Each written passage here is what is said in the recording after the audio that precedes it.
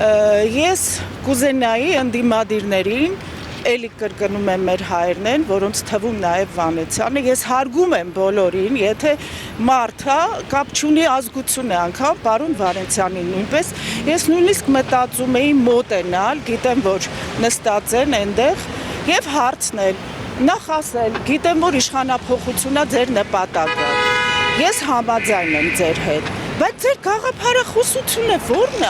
եթե դուք կատարում եք իշխանափոխություն, բա հետո ինչ եք անելու,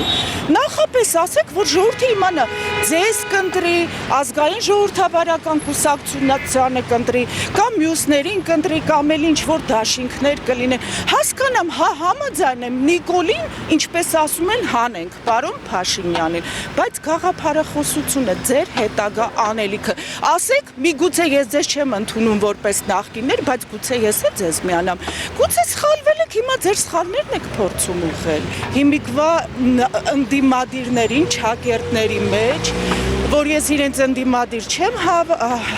համարում, իրոք որ ասում են ԿԿԲ-ից նախկին դրածողներ, ես վստահ եմ դրանում, օդի մեջ չեմ խոսում, փաստերից ելնելով, եթե իմ անձնական կարծիքը, ապա ես շատ համամիտ եմ ժողովրդական ազգային բևեռին, կուսակցական չեմ, իրանց հետ կապ չեմ ունեցել, պարզապես ալիքներով լսում եմ, որ Հայաստանի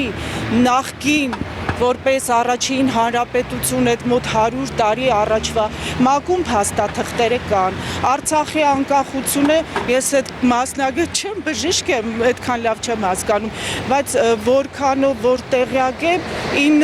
88 թվին, եթե չեմ սխալվում, հա, անկախացել է, հետո Քոչարյանը եկավ, չգիտես ինչի, ամեն ինչ դրեց փոխեց, ենթարկվելով Ռուսաստանին, Ռուսաստանի շահերին, ամեն ինչ խառնեց, իրար փոխեց, մեկ էլ հանգարց տեսնում ենք, որ ինչ Արցախ, ինչ Հայաստան, ինչ անկախություն, դե որ այդպես է ՄԱԿ-ի, այդ Վիլսոնի եւ այլն, դուք հաստատ ինձնից լավ կիմանաք, եթե նման հարցազրույց եք վերցնում,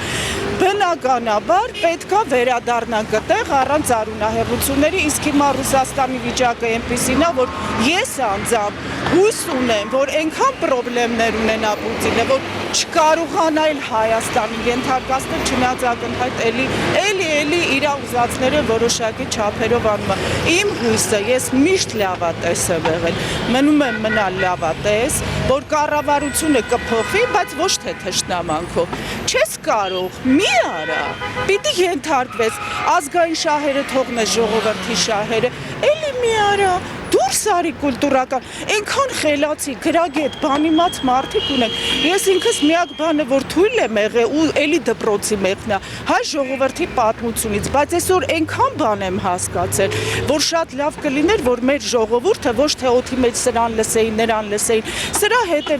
հետևից, փառք Աստծո մեր հայ ազգը խելացի է, լսեին բոլորին,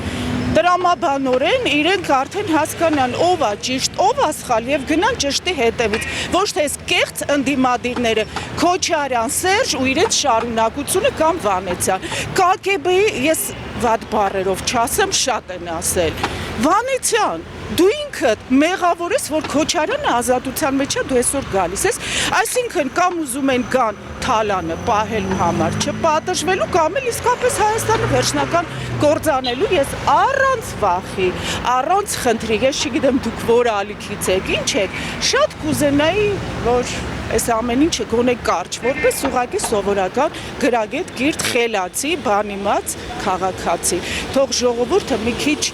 ինքնուրույն հետաքրքրվի, իսկապես բոլորն խելացի կհասկանան եւ սխալ քայլեր չանեն, իսկ ես իրոք հույս ունեմ, ամեն ինչ կլինի շատ լավ, շատ խաղաղ ու բավականին շուտով, ես հույս ունեմ, որ մի կես տարվա մեջ շատ հարցեր կան։ Բայց եղավ արտահերթ ընտրություններ, էլի մեծամասնություն են կազմում ազգային ժողով։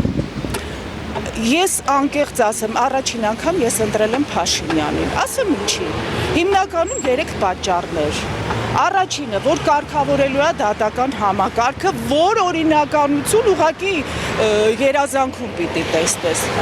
չարեց,